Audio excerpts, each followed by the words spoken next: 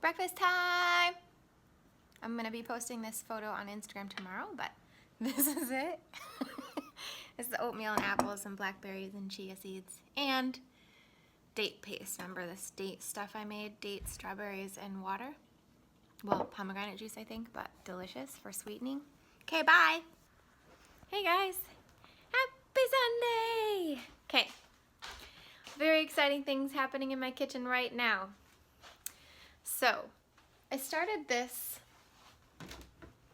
pattern about a week or so ago, 2 weeks ago, when I started doing all this stuff for my Instagram, a few weeks maybe now, which is to make a bunch of food, like different types of foods, and then it's kind of like the Buddha bowl concept. I make a bunch of foods, and then when I want to have a meal, I take a salad and then add a bunch of stuff to the salad and then eat that. Or I do a soup and I add a bunch of stuff to the top of the soup, and I dip it in the soup or something like that. Or I do a smoothie and I add a bunch of stuff to the top of the smoothie, so it's like a smoothie bowl. These kind of like vegan bowl ideas, okay? This has really made it so that I don't have to think at all. I just kind of go to the store, and because I'm posting these on my Instagram, I think of color first. So I'm always like, oh, what are some pretty colors I could add in, which is good because then it makes me have a lot of different micronutrients that I wouldn't normally have. Really, like this has really opened up the way that I've eaten. And so I actually urge you guys at home, consider color and consider making your dishes look pretty when you're gonna go eat them, kind of like I do with my Instagram. Like I'm not looking for you to like make, you know, sort of art or whatever, but just that you have different colors and that the dish looks nice when you're gonna go eat it. And I'll tell you, like when I go to eat this stuff, I've shown you on camera already, I don't eat stuff like that. Like I mix it all together, I chop things up or whatever, but what this has done for me is made me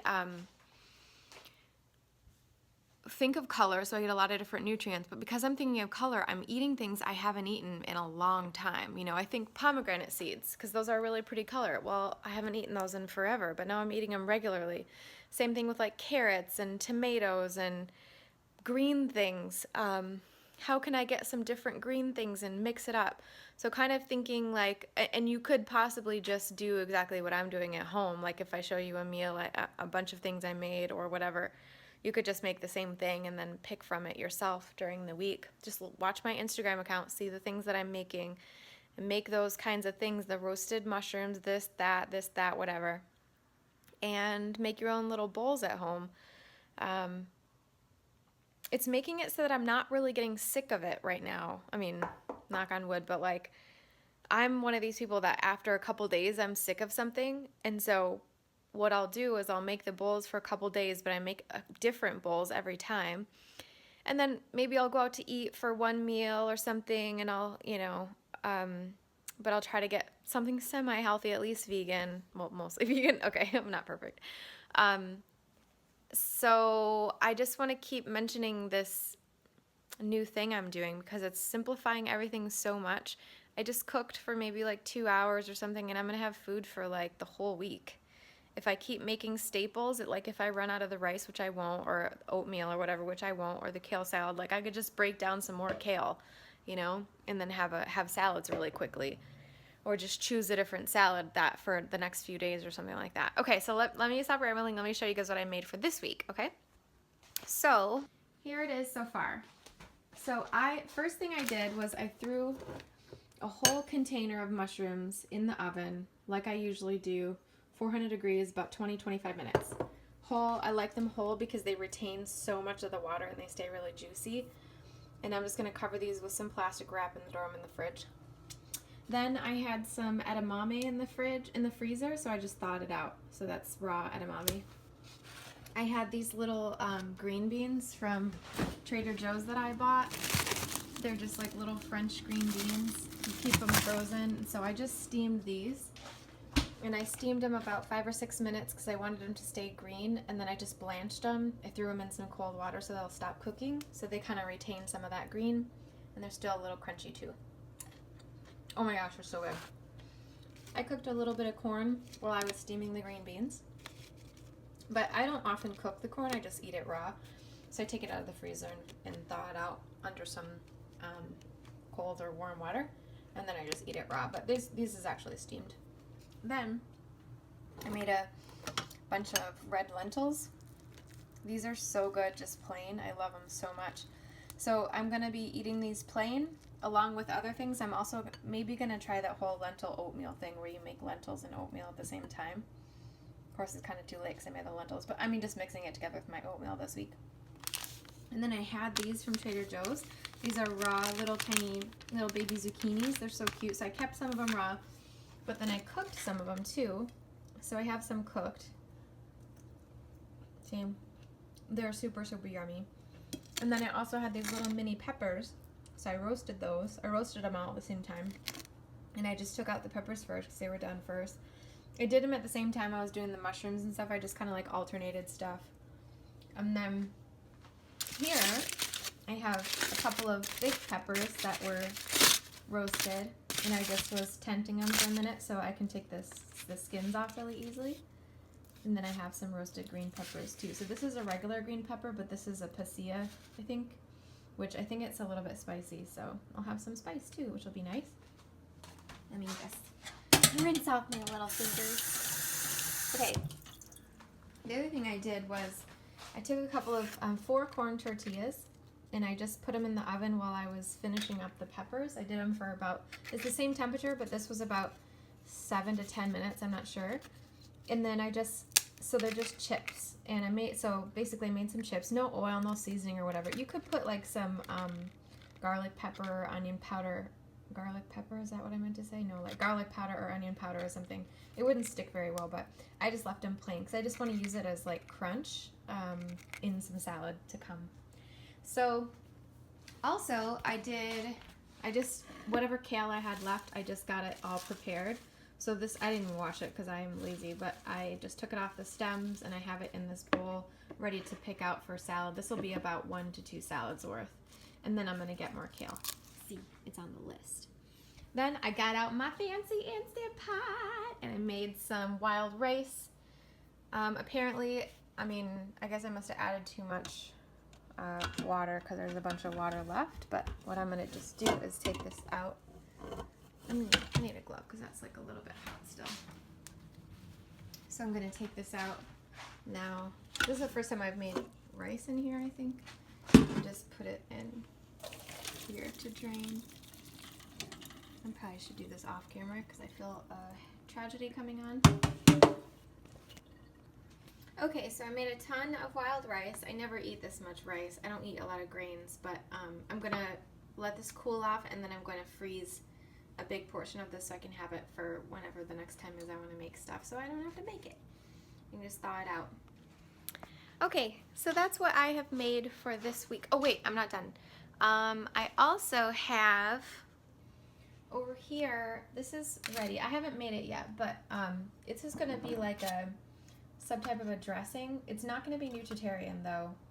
I'm trying to recreate something that they have at my favorite restaurant, Veggie Nation, which is a vegan mayo-based dressing. So it's not going to be healthy, so maybe don't listen after this part, but it's not really like going to be similar because I don't have any like ancho chilies or anything like that. I used to have some, but I don't know where they are. I thought I had them, but that's what I started making this for, and then I realized I didn't have any chilies, so I was like, well, I'll just try sun-dried tomatoes. So here's some sun-dried tomatoes soaking, and then I have these seasonings, Southwest Chipotle and extra spicy. I'll put links for these down below in the description. I love this Chipotle spice, obviously, like it's almost gone, and then I'm going to try it with this extra spicy too. Maybe some nutritional yeast, and then I'll use as a base some of this vegan mayo, and then probably some almond milk just to thin it out. So I'll see what that's like for a dressing. I could make the dressing with like cashews or pine nuts or something like that, and I actually considered it, but then I was like, I don't want to. So I'm gonna try to just make something up and see how this is. I won't use a ton of it at a time. So basically it would be like, these vegan mayos are generally oil-based, so it'll basically be like an oil-based dressing. So as a Nutritarian, don't listen to what I'm doing, but this might be actually really good if you're not a Nutritarian and you're not looking to cut out oil 100%. So that's what I have for the week. There was nothing here except for this vegan mayo that I'm going to use that was made with oil or salt. Everything was made completely salt-free, oil-free, everything. So actually that's why I'm not too concerned about the dressing, because it's going to be just a tiny bit of oil over the next few days. So I'm going to be throwing together some things for Instagram, so check out sorry. Check out how I end up throwing together these plates and stuff as I go. I'll be using avocado and stuff too, and I'm going to be using that kale salad as kind of the base for a lot of the bowls, and we'll see what I come up with. So check me out on Instagram. There's a link for that down below. I'll see you guys later. Bye. Okay, here's the situation. This dressing is actually so good.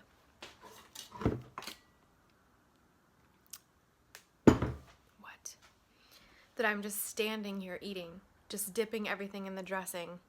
Then I made a bowl of kind of a bunch of different things, and I'm just standing here eating because it's so good. I really need to make a version of this that's Nutritarian, because I think that would be amazing too. Wow. Okay, this was a successful day. Of course we're here. Hello.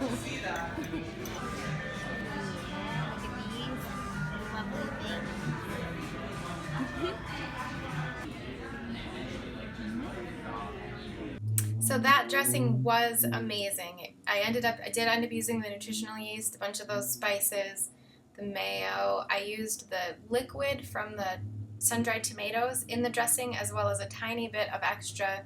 I think I used up the rest of my soy milk I had left over, unsweetened soy milk. So that's all I put in the dressing. It was, you guys, so good.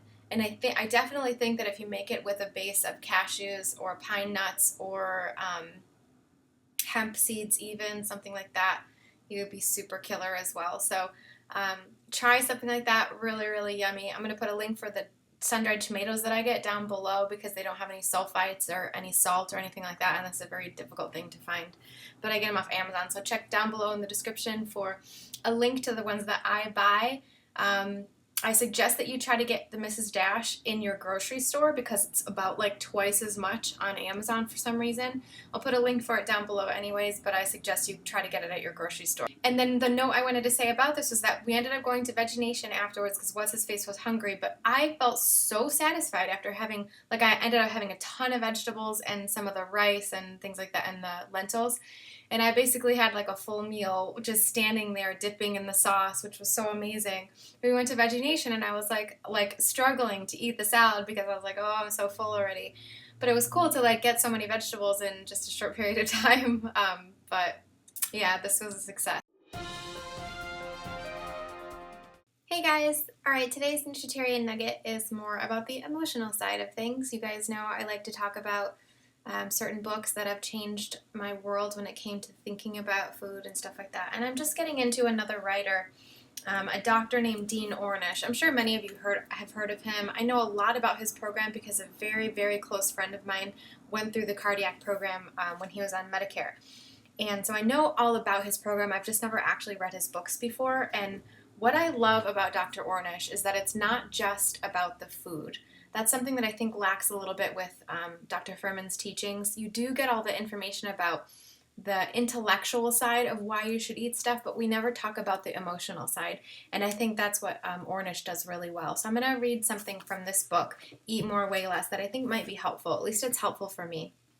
It's this idea of homeostasis. I'm actually talking about homeostasis a lot in my personal life with some friends and things like that right now, thinking about this idea of, well, let me just read. Okay. This comes from page 67 of Eat More, Weigh Less, and I'll put a link for this book down below if you think it might interest you. Just as a disclaimer, though, Ornish is into still having some animal products and things like that. He's a very, very low-fat proponent, and I don't agree with that stuff. I do agree with Fuhrman's nutritional information, but I like Ornish's emotional kind of stuff. So let me read this part. It's natural to resist change for better or for worse. The resistance to change is called homeostasis. On a physical level, for example, your body has billions of feedback loops that keep your physiological functions within a narrow, normal equilibrium all throughout your body. It's a good thing, or you might die. For example, your body's thermostat keeps your temperature closely regulated. If your temperature goes up even a few degrees, you feel feverish. When this happens, a number of intricate feedback mechanisms become activated that help to cool your body down. But the same is true on emotional and spiritual levels. We tend not to question our beliefs or our perceptions and our patterns of behavior, even when they are causing problems for us. The same homeostasis that protects us from change also makes it more difficult for us to transform, even when it's in our best interest to do so.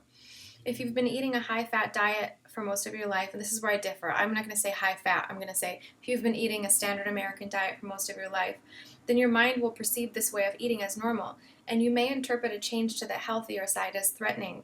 But as George Leonard wrote in his wonderful book, Mastery, the problem is homeostasis works to keep things as they are, even if they aren't very good. And he goes on to say in a little bit, anything that helps you transcend your isolation will help you lose excess weight and keep it off. We're talking about isolation in, when you have these behaviors, like I have hoarding and binging behaviors, and I don't do them as much anymore because I do not keep those foods in my house. I changed those behaviors, but that's me all over. I've always hoarded food. I've always binged on food when people weren't looking, and that's me putting myself into isolation so that I don't have to admit to other people what I'm doing. So anything that helps you transcend that isolation will help you lose excess weight and keep it off. More than that, though, transforming and transcending isolation is the essence of real healing. Even the word heal derives from the same Indo-European root as to make whole or to become holy. Social support is only one of the many approaches that can help you begin healing the pain of isolation. There's more things he talks about in the following chapters, and he says, this is a book as much about transformation as it is on weight loss. Being overweight is not just a physical problem, so it needs to be addressed in a broader context. If you're overweight, then you know what it means to be in emotional pain. When you're suffering, your distress can be a catalyst and a doorway to real healing. In our research, we're finding that when people address their emotional and spiritual aspects, then they're more likely to make and to maintain lifestyle choices that are life-enhancing rather than ones that are self-destructive. Even on a physical level, they show greater improvement than if they only worked on changing their behaviors. And he goes on to say that patients often say, I may have started this program because I wanted to lose weight or to unclog my arteries, but what's kept me in it is that my heart and soul are opening in ways that are more difficult to measure, but ultimately are more meaningful to me. So I want to say that in context of my journey as well. It's the same thing. When I started off, I learned all of the Furman stuff. I learned all of the nutrition information behind why we should eat what we eat. And I was like a robot. This is what I eat. This is what I don't eat, whatever. But soon after, within a few months, like my father passed away within 3 months after I started this lifestyle change. And I went off the rails. I couldn't keep doing it. It was hard. For like 6 months, I had like pasta and butter and salt for like 6 months straight. And I realized that there was so much more behind the journey than there was to just change your food. I had to be able to do this at times where bad things were happening. I had to be able to find out how I could keep going when I was traveling or when I was doing these things or whatever. And you guys see my journey on my vlogs. I'm not always perfect at it. I'm not and I don't know if I ever will be, but it's the idea that we're trying to find ways to fix these patterns that we've always had. Because if you don't change what you are doing, you're never going to get different results. So look for support elsewhere. Look for support in other people. Online, there's a lot of great places that you can find on Facebook, on my website, on my YouTube channel, on these different outlets for support. Then we can all come together and learn together and find out how to fix these things together. Because I think our body is always trying to get to homeostasis, and wherever that homeostasis is for us, if it's in our old unhealthy patterns, that's not the homeostasis we're looking for. We got to get out of homeostasis a bit and shake things up so that we can find a new level of homeostasis. You know what I mean? Okay. All right, just wanted to talk a little bit more about the emotional side to stuff because I think all of it, the dry, bland, nutritional information is great and very important, but for me, it wasn't the thing that got me to keep going. It was when I started to really think through the emotional stuff as well that I really started to make strides, and I'm still a work in progress. So thank you so much for watching. Let me know what you think about this homeostasis idea, the emotional side of the eating as well as the informational side. Just let me know what you thought when you heard me read these sections, did it remind you of yourself or someone you know? I know it reminded me of me like crazy. Please subscribe, please like, please comment. If you like these videos and you want me to keep going, that's the way to show me that you appreciate it. So thanks so much for watching. I'll see you guys tomorrow. Bye!